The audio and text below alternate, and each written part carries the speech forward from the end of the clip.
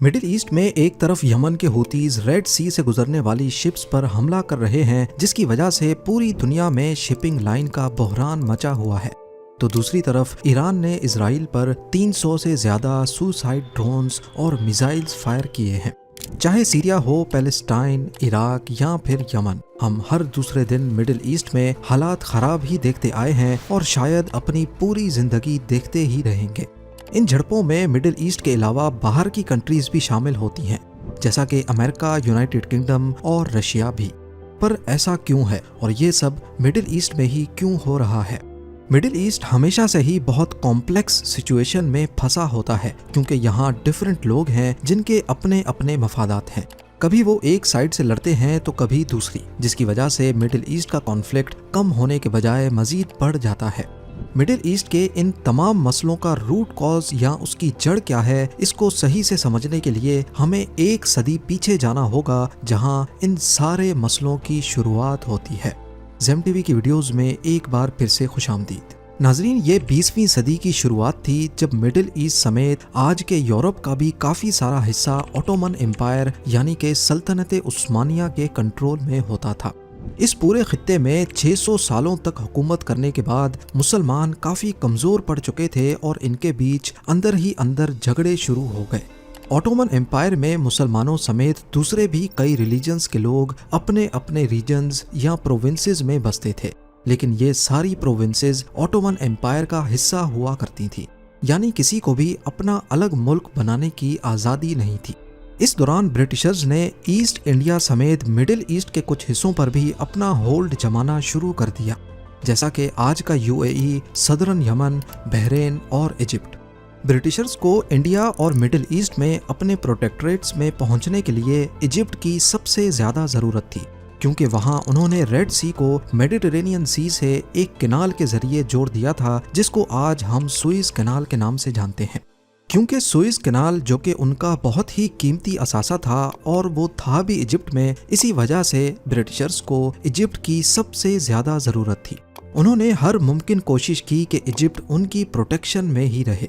इसी दौरान ब्रिटिशर्स ने आहिस्ता आहिस्ता ओमान और कुवैत को भी अपना प्रोटेक्टरेट बना लिया। प्रोटेक्टरेट्स उन स्टेट्स को कहते हैं जो कि होती तो बज़ाहिर आज़ाद हैं, लेकिन उनकी प्रोटेक्शन ब्रिटिशर्स करेंगे और उनको कंट्रोल भी यही करेंगे। ब्रिटिशर्स की ये हरकतें ओटोमन एम्पायर को ठीक नहीं लगी कि दुनिया के दूसरे कोने से उठकर कोई आए और हमारे इलाकों पर राज करना शुरू करे। ये वो वक्त था जब वर्ल्ड वॉर 1 का माहौल गर्म हो रहा था। 1914 में ओटोमन एम्पायर ने फैसला किया कि वो वर्ल्ड वॉर 1 में ब्रिटिशर्स के खिलाफ इंपीरियल जर्मनी का साथ देंगे। दूसरी तरफ अरब कंट्रीज को प्रोटेक्टरेट्स बनाने वाले ब्रिटिश और फ्रेंच ने आपस में फैसला कर लिया कि वर्ल्ड वॉर 1 में ओटोमन एम्पायर को हराकर इनके पूरे इलाके को आपस में बांट लेंगे।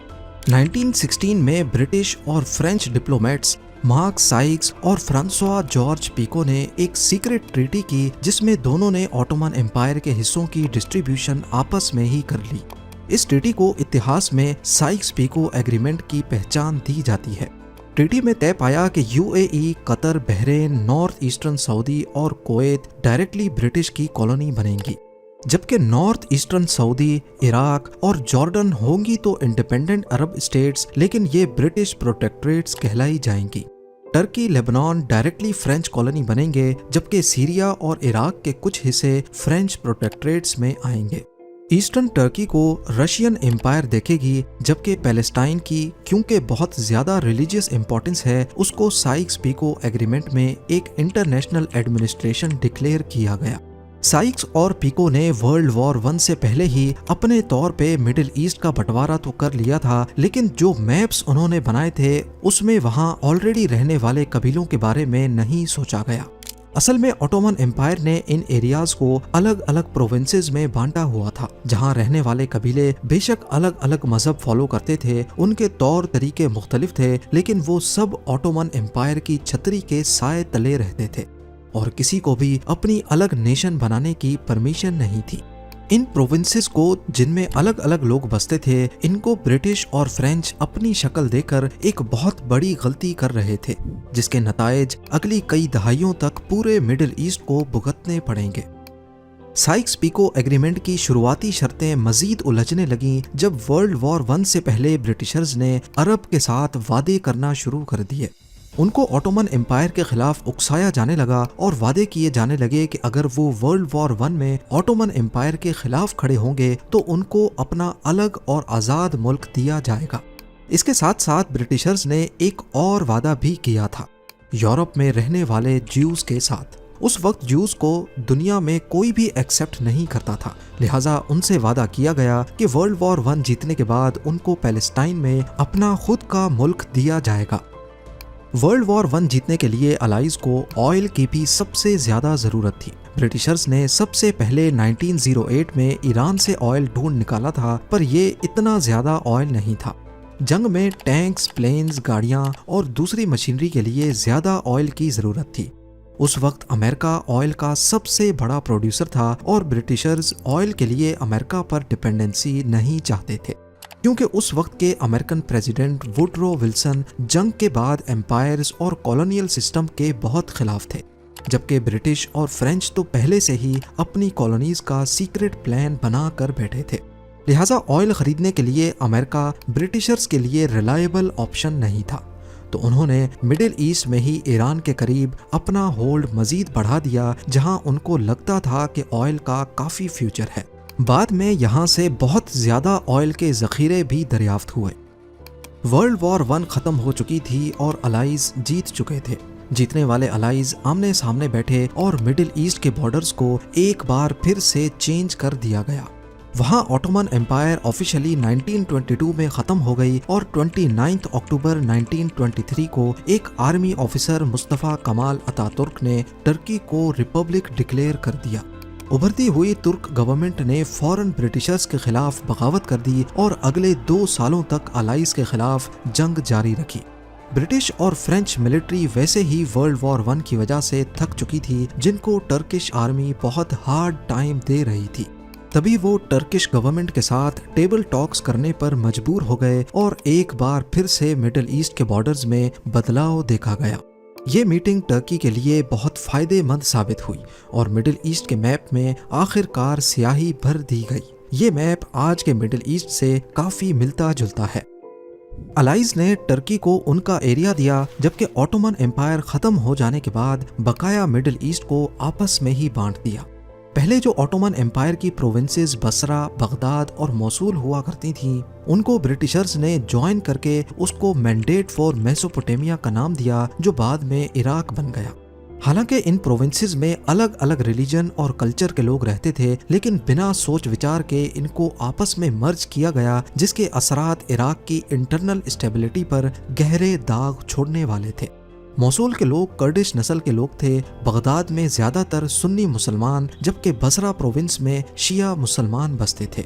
ورلڈ وار 1 کے بعد برٹش نے آفیشلی کویت کو بصرہ پروونس سے الگ کر کے 1960 تک اپنا پروٹیکٹریٹ بنائے رکھا، پر کیونکہ یہ عراقی پروونس بصرہ سے فورسفلی الگ کیا گیا تھا، اسی وجہ سے آنے والے سالوں میں جب برٹشرز چلے گئے تو عراق نے کویت کو اپنا حصہ ماننا شروع کر دیا، اور پھر 1990 میں اسی کلیم کو لے کر صدام حسین نے کویت پر حملہ بھی کیا۔ عراق برٹشرز سے آزاد ہونے کے باوجود بھی کافی بکھری ہوئی حالت میں تھا۔ کرد، سنی، شیعہ، ان کے آپسی جھگڑے اور ساتھ میں ان کا کویت واپس پانے کا دعویٰ دونوں ملکوں میں گہری ٹینشنز کا باعث بنا۔ ایسی ہی کچھ غلطیاں لیبنان اور سیریا میں بھی کی گئیں۔ لیبنان کو کرسچنز کی میجورٹی کی بنا پر آزادی دی گئی، جبکہ اس میں سنی اور شیعہ عربز بھی کافی تعداد میں بستے تھے۔ اسی طرح سیریا میں بھی کرسچنز، سنی، شیعہ اور دوسرے مذہب بھی پائے جاتے تھے، لیکن ان ساری آٹومن پروونسز کو بھی مرج کر کے جان چھڑانے کی غرض سے سیریا بنا دیا گیا۔ 1930 میں ٹرکی نے فرینچ گورنمنٹ کے سامنے سیریا کی ہاٹے پروونس واپس مانگنے کی ڈیمانڈ رکھی۔ فرانس کو ڈر تھا کہ ٹرکش گورنمنٹ نازی جرمنی سے نہ جا ملے، اسی لیے فرانس نے ہاٹے پروونس ٹرکی کو دے دیا، جس سے سیریا اور ٹرکی کے بیچ ایک نیا تنازعہ کھڑا ہو گیا۔ اس کے علاوہ یوفریٹس ریور، جو کہ اصل میں ٹرکی سے شروع ہوتی ہے اور سیریا سے گزرتی ہوئی عراق میں جاتی ہے، یعنی ٹرکی اگر چاہے تو یوفریٹس ریور کا پانی روک سکتا ہے، جس سے ان تینوں ملکوں کے بیچ کانفلکٹ پیدا ہونے کے چانسز مزید بڑھ گئے۔ 1946 میں سیریا فرینچ کالونی سے آزاد ہوا، لیکن یہ آزادی شروع ہوئی جھگڑے سے ہوئی۔ اٹھتے ساتھ ہی انہوں نے ٹرکی کی ہاٹے پروونس اور لیبنان کو کلیم کرنا شروع کر دیا۔ بنا سوچ سمجھ کے جان چھڑانے کے لیے جو ڈویژنز کی گئیں، ان سے پیدا ہونے والے مسئلے ایک طرف اور دوسرا مسئلہ آئل نے کھڑا کر دیا، کیونکہ آئل بھی ان عرب کنٹریز سے نکلا جہاں آلریڈی اتنے سارے مسئلے چل رہے تھے۔ مثال کے طور پہ عراق میں جہاں سے آئل نکلا وہ لوکیشنز تھیں بصرہ اور موصول، جہاں شیعہ عربز اور سنی کردز بستے تھے، جبکہ باقی پورا عراق سنی عرب تھا۔ اس کی وجہ سے عراق کو آئل کی ڈسکوریز کو سنبھالنا کافی مشکل ہو گیا۔ ایران میں 90% آئل خوزستان سے نکلا جہاں شیعہ عربز رہتے تھے، جبکہ باقی پورے ایران میں پرشین شیعہ کا ہولڈ تھا۔ کویت، جس کو آلریڈی عراق اپنا حصہ مانتا تھا اور یہ کارڈ وہ کسی بھی وقت استعمال کر سکتا تھا، وہاں بھی آئل نکل گیا، جس کی وجہ سے عراق اور کویت کے درمیان معاملات مزید خراب ہونے لگے۔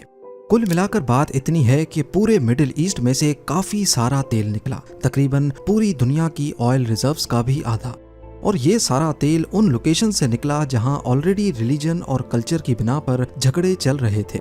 اس کے علاوہ بڑی کنٹریز جیسا کہ امریکہ نے بھی یہاں تیل کی وجہ سے مداخلت شروع کر دی، جس نے مڈل ایسٹ کی صورتحال کو بد سے بدتر بنا دیا۔ لگے ہاتھ برٹشرز نے جیوز سے کیے گئے وعدے کو پورا کرنے کے لیے ان کو پیلسٹائن میں اپنی خود کی اسٹیٹ بھی دے دی، جس کے اسرائیل کے نام سے آج پوری دنیا میں چرچے ہو رہے ہیں۔ اس وقت پیلسٹائن کی اپنی پاپولیشن وہاں موجود جیوز سے تقریباً ڈبل تھی، لیکن پھر بھی جیوز کو پیلسٹائن کی 62% جبکہ عربز کو صرف 38% زمین دی گئی، جس کی وجہ سے پیدا ہونے والا کانفلکٹ آج تک لڑا جا رہا ہے۔ یہ پارٹیشن اٹھتے ساتھ ہی عربز نے ریجیکٹ کر دیا، لیکن آبویسلی جیوز نے اس کو قبول کیا۔ شروعات میں کوئی ایک بھی عرب اسٹیٹ نہیں تھی جس نے اسٹیٹ آف اسرائیل کو قبول کیا ہو، بلکہ زیادہ تر عرب اسٹیٹس نے 1948 میں اسرائیل کے خلاف جنگ کا اعلان کر دیا۔ برٹشرز اور امریکنز کی مدد سے اسرائیل، جو چاروں طرف عرب اسٹیٹ سے گھرا ہوا تھا، یہ جنگ جیت گیا، اور یہیں سے شروعات ہوتی ہے ایجپٹ کے کمال عبد الناصر کی۔ ایک ایسا سیکولر عرب نیشنلسٹ جس نے مڈل ایسٹ میں تمام عرب زمینوں کو ایک سپر اسٹیٹ بنانے کا خواب دیکھا، اور یہ سپر اسٹیٹ مڈل ایسٹ کے ہی تیل کو ایک سپر ویپن کے طور پہ استعمال کرے گی۔ نصر جان چکے تھے کہ باہر سے آنے والی طاقتیں انہی کے تیل کو استعمال کر کے ان کو اپنی انگلیوں پر نچا رہی ہیں، تو کیوں نہ ہم وہی تیل اسرائیل اور امریکہ کے خلاف استعمال کریں۔ 1954 میں کمال عبد الناصر پاور میں آئے اور انہوں نے امریکہ، اسرائیل اور ان کو سپورٹ کرنے والے سعودی اور کویت ڈائنیسٹی کے خلاف ساری عرب اسٹیٹس کو اکٹھا کر لیا۔ سب سے پہلے نصر نے سوئس کینال پر سے برٹش اور فرینچ کی اونرشپس ختم کی۔ اس فیصلے پر برٹش، فرینچ اور اسرائیل نے ملٹری کے زور پر نصر کے خلاف جوابی کارروائی کی، لیکن ایجپٹ یہ جنگ جیت گیا اور سوئس کینال کو آزاد کروانے میں کامیاب رہا۔ کمال عبد الناصر کی پورے مڈل ایسٹ میں بڑی واہ واہ ہونے لگی، پر کچھ عرب اسٹیٹس تھیں جن کو نصر کی کامیابی سے خطرہ تھا، جیسا کہ سعودی عرب، کویت، جارڈن اور امپیریل ایران۔ وہ نصر کے اس انقلاب کو یہیں ختم کرنا چاہتے تھے، کیونکہ ان کو یہ ڈر تھا کہ اگر یہ انقلاب ہماری اسٹیٹس تک پہنچ گیا تو ہماری بادشاہت ختم ہو جائے گی۔ اسی مسئلے کو لے کر یمن میں نصر کے حامی نیشنلسٹس اور وہاں کی مونارکسٹ گورنمنٹ کے بیچ ایک جنگ چھڑی۔ یمن کی گورنمنٹ کو سعودی، جارڈن اور امپیریل ایران کی مدد حاصل تھی، جبکہ نیشنلسٹس کو ایجپٹ سپورٹ کر رہا تھا۔ یہ مڈل ایسٹ میں لڑی جانے والی پہلی پراکسی وار تھی، پر اس جنگ میں ایجپٹ کو بڑی ہار کا سامنا کرنا پڑا۔ موقع کا فائدہ اٹھا کر اسرائیل نے دیکھا کہ ایجپٹ کی آرمی کا مورال ڈاؤن ہے، تو انہوں نے بھی پرانی لڑائی کا بدلہ لینے کے لیے ایجپٹ پر سرپرائز اٹیک کر دیا۔ وہ حملہ جس کو 6 ڈے وار کے نام سے یاد کیا جاتا ہے۔ اس حملے میں اسرائیل نے ایجپٹ کے پورے سائنائی پیننسولا پر قبضہ کر لیا، جس کا مطلب یہ تھا کہ اب سوئس کینال سے کوئی بھی شپ نہیں گزر پائے گی۔ یہی وہ پوائنٹ تھا جب ایجپٹ کو اگلے 8 سالوں تک سوئس کینال بند رکھنا پڑا۔ کمال عبد الناصر یہ شکست برداشت نہ کر پائے اور 1970 میں ہارٹ اٹیک کی وجہ سے چل بسے، پر اسرائیل سے بدلہ لینا ابھی باقی تھا۔ نصر کے جانے کے بعد ان کے ہی ایک جانشین انور سادات ایجپٹ کے نئے پریزیڈنٹ بن گئے۔ انہوں نے سیریا کے ساتھ مل کر اسرائیل پر حملہ کرنے کا منصوبہ بنایا اور 6 اکتوبر 1973 کو اسرائیل پر دونوں سائیڈوں سے سرپرائز اٹیک کر دیا۔ یہ یادگار جنگ اتہاس میں کئی ناموں سے پہچانی جاتی ہے: یوم کپر وار، رمضان وار، اکتوبر وار یا پھر 4th عرب اسرائیل وار۔ ویسے تو اس جنگ میں بھی اسرائیل کا پلڑا بھاری رہا، لیکن اس وقت امریکہ بیچ میں آ گیا اور پریزیڈنٹ جمی کارٹر کے کہنے پر ایجپٹ اور اسرائیل دونوں نے ہاتھ ملا لیے، جس پر اسرائیل نے سائنائی پیننسولا کو خالی کر کے ایجپٹ کو واپس کر دیا۔ پر اس ایگریمنٹ میں یہ بھی طے پایا کہ ایجپٹ اسرائیل کو ایز اے اسٹیٹ قبول کرے گا۔ بس یہی وہ دن تھا جب مڈل ایسٹ میں ایک نئی جنگ کا آغاز ہو گیا، کیونکہ ایجپٹ وہ پہلی عرب اسٹیٹ تھی جس نے عرب کے دشمن اسرائیل کو قبول کرنے کی غلطی کی۔ تقریباً ساری عرب اسٹیٹس نے ایجپٹ کے اس فیصلے کی مخالفت کی اور ایک اسلامسٹ گروپ نے ایجپشین پریزیڈنٹ انور سادات کو اسرائیل سے ہاتھ ملانے پر قتل کر دیا۔ ایک طرف ایجپٹ میں جب یہ سب کچھ ہو رہا تھا، اسی وقت ایران میں شاہ آف ایران محمد رضا پہلوی کے خلاف انقلاب پھٹ پڑا۔ ایران کا شاہ امریکہ سے فنڈنگ لے کر ان کے مفاد میں کام کرتا تھا، جس کا تخت الٹ کر ایران کے لوگوں نے یہاں انقلابی حکومت روح اللہ خمینی کی سرپرستی میں قائم کی۔ ایران کا یہ انقلاب مڈل ایسٹ پر بہت سارے اثرات لے کر آیا، کیونکہ یہ حکومت مڈل ایسٹ میں پہلی اسلام پسند حکومت کے طور پر ابھری تھی۔ اس نئی ایرانی حکومت کا شیعہ اسلامی نظریہ پوری دنیا کے تمام مسلمانوں کو ایک پلیٹ فارم پر لانا چاہتا تھا، جس کے سپریم لیڈر روح اللہ خمینی ہوں گے۔ یہ دیکھتے ہوئے دوسری عرب اسٹیٹس، خاص طور پر سنی مسلمانوں کو خطرہ محسوس ہونے لگا کہ کہیں ایران کا یہ ریولوشن ان کی اسٹیٹس تک بھی نہ پھیل جائے۔ ایران کا سب سے بڑا ٹارگٹ سعودی بادشاہی نظام تھا، جس کو امریکہ کی سپورٹ حاصل تھی۔ اسی وجہ سے ایران کے انقلاب کے سب سے بڑے دشمن جہاں امریکہ اور اسرائیل تو تھے ہی، وہیں ساتھ میں سعودی بھی بن بیٹھا۔ ایرانی انقلاب کے ڈر سے سعودی نے عراق میں صدام حسین کو فنڈ کرنا شروع کر دیا، جو کہ ایک سنی ملٹری آفیسر تھے۔ صدام حسین کو بھی ایران سے خطرہ تھا، کیونکہ عراقی تیل بصرہ کی پروونس سے نکلتا تھا، جہاں آلریڈی شیعہ پاپولیشن تھی۔ کویت اور سعودی کی بیکنگ کے ہوتے ہوئے صدام حسین نے ایران کے انقلاب کے خلاف عرب نیشنلزم کی آواز اٹھائی اور 1980 میں ایران پر حملہ کر دیا۔ انہوں نے ایران کی خوزستان پروونس پر قبضہ کر لیا، جہاں سے ایران کا 90% آئل نکل رہا تھا۔ اس سے عراق کے آئل ریزروز میں اب مزید اضافہ ہو گیا۔ یہ جنگ 8 سالوں تک چلتی رہی، 5 لاکھ لوگ مارے گئے اور 10 لاکھ سے بھی زیادہ زخمی ہوئے۔ سعودی اور کویت نے صدام حسین کو فنڈنگ جاری رکھی تاکہ وہ ایران کو لڑائی میں ہی الجھائے رکھے، پر سعودی کو ایران سے ایک اور خطرہ بھی تھا۔ بحرین کو دیکھا جائے تو وہاں شیعہ پاپولیشن زیادہ تھی، لیکن وہاں کا رولر سنی تھا اور اس کی لوکیشن سعودی کی آئل فیلڈ سے کافی قریب ہے۔ ایران، جو کہ آلریڈی بحرین کو اپنا حصہ ماننے لگا تھا، سعودی کو خطرہ تھا کہ اگر یہاں کی شیعہ پاپولیشن نے سنی رولر کا تخت الٹ دیا تو سعودی اور ایران آمنے سامنے آ جائیں گے، جس سے سعودی کا تیل خطرے میں پڑ سکتا ہے۔ یہ بھی ایک وجہ تھی کہ سعودی نے مسلسل صدام حسین کو سپورٹ کیا تھا۔ 8 سالوں کے بعد ایران نے صدام حسین سے اپنے خوزستان پروونس کا قبضہ چھڑا لیا، لیکن 1988 میں عراق نے اپنا کویت پر بہت پرانا کلیم کارڈ واپس سے نکال لیا۔ صدام حسین نے کویت کو سیدھا سیدھا کہا کہ یا تو ایران کے خلاف لڑنے کے لیے جو فنڈنگ دی تھی وہ بھول جاؤ، یا پھر کویت کو عراق میں مرج کر دو۔ جب کویت نے منع کر دیا تو صدام حسین نے پورے کویت پر حملہ کر کے ساری آئل فیلڈز پر قبضہ جما لیا۔ اس سے عراق کے اپنے آئل ریزروز میں اتنا اضافہ ہو گیا کہ اب دنیا کے ٹوٹل آئل ریزروز کا 20% حصہ اکیلے عراق کے پاس تھا۔ کویت سے اتنے سال فنڈنگ لینے کے باوجود صدام حسین نے الٹا کویت پر ہی قبضہ کر لیا۔ یہ چیز سعودی کو بھی کھٹکنے لگی، کیونکہ وہ بھی تو کئی سالوں تک عراق کو فنڈنگ کرتا آیا تھا۔ سعودی کو ڈر تھا کہ اب صدام کی آرمی کسی بھی وقت ہماری آئل فیلڈز پر بھی حملہ کر سکتی ہے، تو پھر اس موقع پر سعودی نے اپنا امریکہ کارڈ نکالا اور ان سے مدد مانگی۔ امریکن آرمی نے مداخلت کی اور کویت سے صدام کی آرمی کو واپس عراق میں دھکیل دیا۔ ساتھ ہی یونائٹڈ اسٹیٹس نے بحرین میں بھی اپنا ہیڈ کوارٹر بنا لیا، جس سے سعودی کو بحرین میں آنے والے ایرانی ریولوشن کا ڈر بھی ختم ہو گیا۔ اس کے فوراً بعد 1994 میں جارڈن اسرائیل کو ایکسیپٹ کرنے والی دوسری عرب اسٹیٹ بن گئی۔ مڈل ایسٹ میں امریکہ کی بڑھتی ہوئی پریزنس اور اسرائیل کی سپورٹ نے نئی اسلامک آرگنائزیشنز کو جنم دیا، جیسا کہ القاعدہ، آئیسس، حزب اللہ، ہوتیز اور اسلامک جہاد۔ ان کا مقصد دنیا کے تمام مسلمانوں کو امریکہ، اسرائیل اور ان کے سپورٹرز کے خلاف ایک چھتری کے نیچے لے کر آنا تھا، لہٰذا ان کو اینٹی امریکن اسٹیٹس کی طرف سے فنڈنگ ملنا شروع ہو گئی، اور اس سب کا رزلٹ آج ہمیں مڈل ایسٹ میں دیکھنے کو مل رہا ہے۔ حماس کا اسرائیل پر حملہ کرنے کے بعد اسرائیلی فورسز نے غازہ اسٹرپ پر خوب گولہ باری کی اور بچے ہوئے فلسطینی بھی یہاں سے بھاگنے پر مجبور ہو گئے۔